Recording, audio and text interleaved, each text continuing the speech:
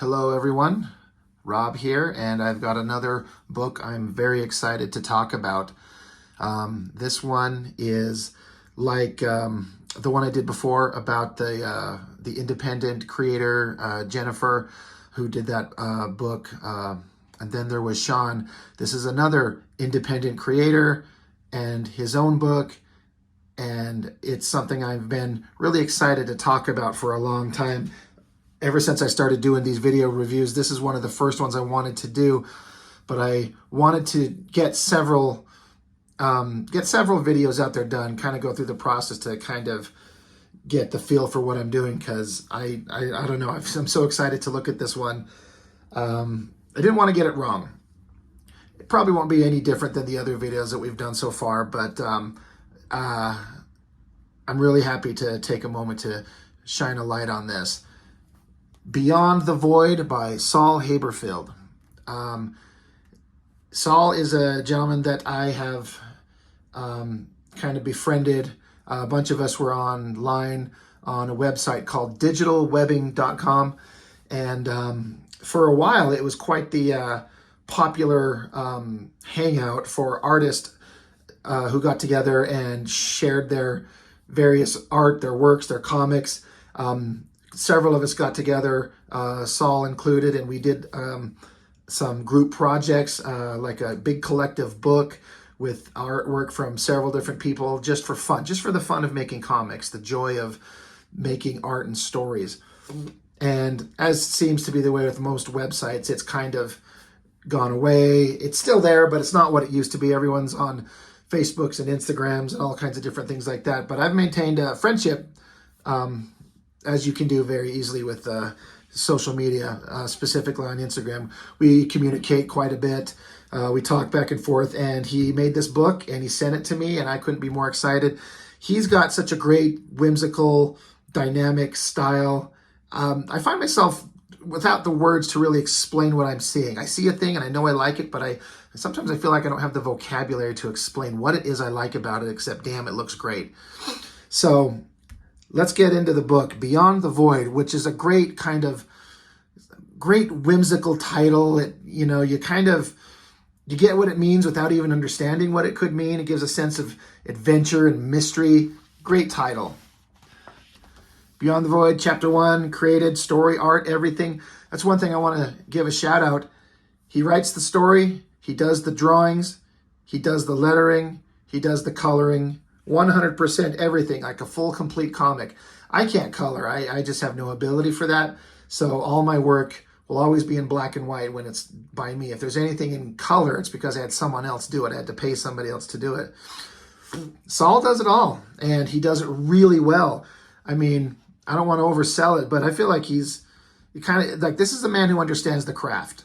He understands the drawing, the storytelling, the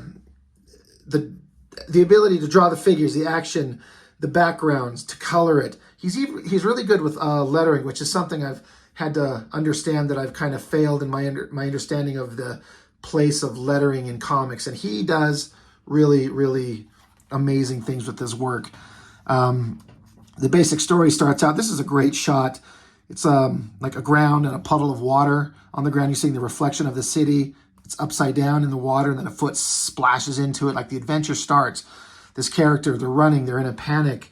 This female character, you got a robotic character here, kind of a ghosty looking guy, an animal. They're talking, they're being chased.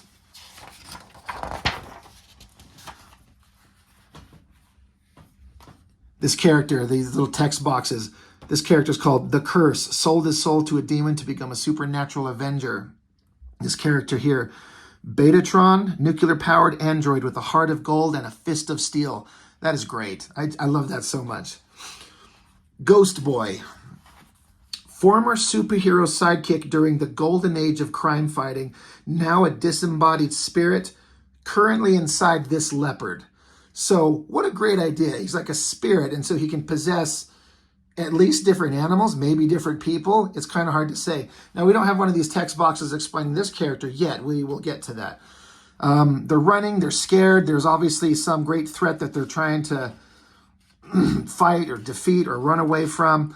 I'm not going to read you, obviously, the entire story, but you can kind of see the artwork. The dialogue's great. The character interactions are fun. There's humor. There's drama. It's got a light-hearted feel while also being like a serious adventure that these characters are all running from. They're immediately attacked. Got a couple of characters. And you'll kind of notice many of his characters are they look like kind of like slight altered versions of characters you would recognize if you're familiar with comic books. I'm not going to bother to point many of them out. You can kind of tell, but these are the characters that they're fighting. You're led to believe basically that a lot of these characters are being possessed by some creature. They refer to it as the God Eater, and you can possess them. So that's not good. So that's what the drama is revolving around.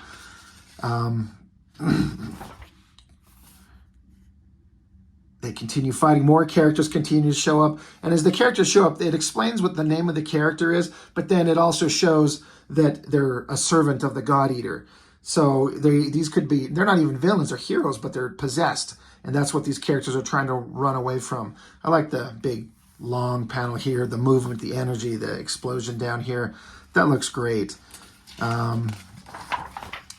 This guy, kind of an obvious Captain America. His name's Buffalo Bill. Love that a lot. Great action. His panel work. He can do the big panels. He can do these little tiny ones. Oh, the poor leopard got shot with arrows, so it's dead. So you can see the spirit of that character coming out of it. I like this shot here because you got this Captain America analog character. And the character of Captain America in the comics, he used to basically wear like a chainmail. That's what his like costume was made out of, especially on his upper body. I like how he's named Buffalo Bill, so I kind of presume that that's like a buffalo hide kind of shirt. It's just a great little addition. I like this panel here, all the destruction as they stand amidst the characters are down, dead, flames, smoke. It's the characters are certainly having a big day. They keep running. They're trying to get to a place. They're trying to reach this character, Dr. Mage, which is who they get here. Dr. Mage, the most powerful mystic in the universe. I remember Saul putting up this panel, this whole page, but this panel on his social media as he was drawing it. And for people who maybe don't know, I mean, it looks like a simple kind of drawing, just a big picture of a building. But that is not easy to do, to get the perspective right. You got to get everything lined up. There's a little bit of a vanishing point, like you're at a low angle and looking up at it. It's going away from you as it goes up. That is a great shot. And again, I want to shout out, besides his drawing, his coloring. His coloring choices are just fantastic. And his designs on these characters, they're just alterations in a way of characters that you know, like this is a Doctor Strange, I'm just going to assume. So it's obviously different, but we get to see an altered version of it. And look at this lettering, the different fonts in a color rather than just black and white. You got a color, it's swirling itself around him. Really gives you an interesting vibe and feel to the character. Then you got these guys show up. This is Titanium Man, kind of like a Superman character. You got the Dragon and Red Shift and our Dr. Mage character. He's struggling against the evil that they're fighting. He's trying to fight against it. Again, these characters have to keep fighting against these other ones that have been possessed. I love this energy on the hands. The lettering again, how this character is being surrounded, these wavy lines, this eye here. You can tell he's really struggling. The lettering and the coloring, beyond just a pencil drawing with some ink, he adds all these other elements to give it a drama, a sense of drama and style that just black and white sometimes can't do unless you're really good at it. I really love this shot. He's telling them to go find this dagger. They're looking for this device to help stop the evil. However, you know, it's something to use in their battle. He's like, go find it. The eyes and the sense of urgency, really great. They're inside that building. Great energy, colors. I like this this lion here and the flames coming out of it. And then they're into a dark tunnel. They're scared. They're searching. A bright light at the end. They enter this room with all kinds of neat little gadgets and doodads. And here is the dagger that they're looking for. They find it. It's called the Infinity Blade. We can finally complete Dr. Mage's plan, they say. This is one of my favorite panels. While they're in this room, everything kind of explodes around them, and these characters are coming out of the smoke. Now, you see how the top of the figures here are basically clear, but then you got this line of smoke, and then he renders these characters silhouetted figures with these wavy lines. It's such a simple technique to kind of convey like they're in a fog, a smoke, a mist, and it's obscuring their physical bodies. It works so well. Like, it makes me want to incorporate things like that. And I try things like that, but I always in my artwork, if I do something like this, I'm over rendering it and I'm doing all kinds of weird, crazy things. You got the simple little wavy lines. It's quick, it's simple, and it's completely effective. And there's something to be learned from that. Sometimes simplicity is just the easiest way to do it, the easiest way to convey the story and the emotion that you're trying to get to. This is great. So it looks like the Dr. Mage has been possessed. Yeah, Ghost Boy, that's not our doc anymore. And so you see how this Superman character has got our the character, one of the hero's friends here. And Dr. Mage, I love this. He speaks. He's got the glowing eye on his head. He speaks, and the text kind of flows in a circle. So great. And this energy, it's not very clear, but it starts forming and becomes very clear of this very scary, ominous version of this character. It's got a very classic kind of 60s Jack Kirby vibe. And I mean that in every possible way that's good. It looks so great. I like this, how the bad guy here says, Mage, stop him. And so he speaks, and this energy in the lettering, it says bind, and all these energies flow around him. I love how he speaks his spell, but he uses the lettering and the energy and the coloring to show what he's trying to do. It's just so great. He's got so many tricks here that are just so good. Saul, you're a genius, dude. I love it. Another thing I think that's here that's great is this other character. He's like a character that can shrink. He was hiding on her person, and then he kind of jumps out. He's screaming. He thought that he could hide when he was small, and then you can see him struggling, and he's possessed. All these characters are possessed. I really like this part down here with the little ghostly spirit character. He says, "Go, you're our only hope." And as he says it, and then he kind of slumps over, and his body starts fading, and then it kind of blows away into the wind like he's gone. Where is he? Who knows? All of the villains are coming, so the main girl, the main character, she dives after this dagger that they're after. She pulls it out, and of course, as usual, the villain is, "Fool, no weapon can harm me." So she slices with the weapon. And again, he does a great thing with the coloring and the lettering. Slice. It's so great. She cuts, and she basically cut into reality, and she's stepping into this portal to get away, which took me by surprise. Of course, I see a dagger. You think she's going to start stabbing some bad guys or something, but she's basically using it to escape, presumably. So that was a neat little surprise. And then I like how it's now the reverse angle. She's inside this dark void. She's beyond the void now, I guess I would say.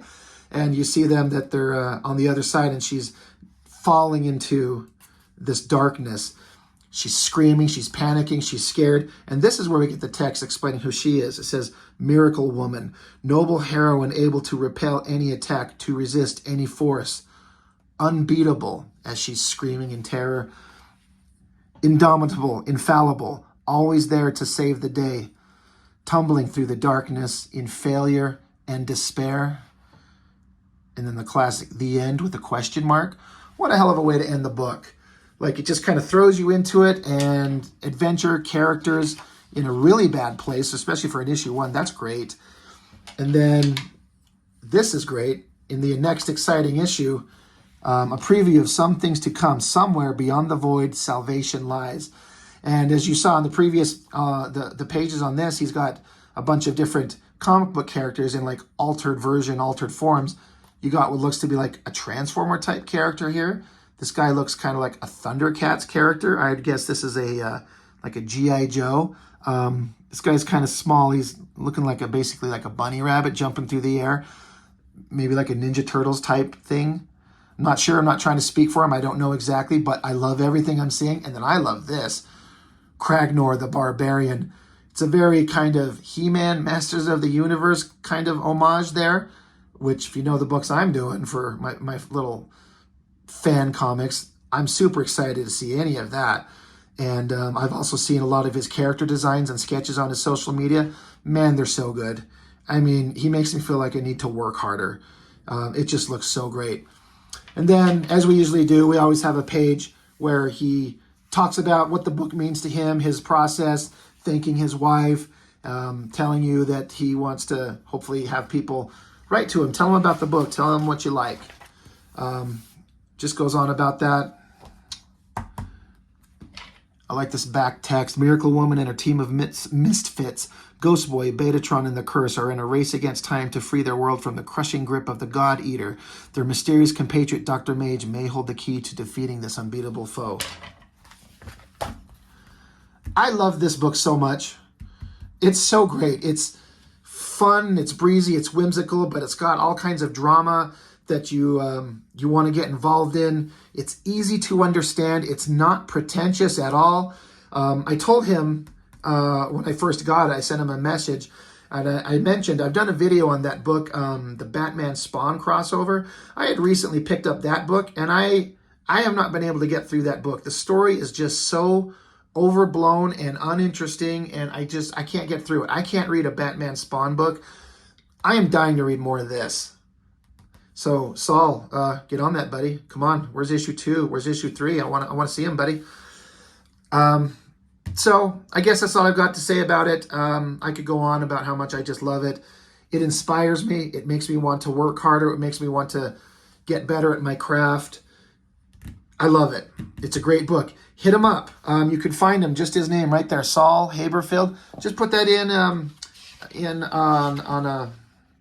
Instagram.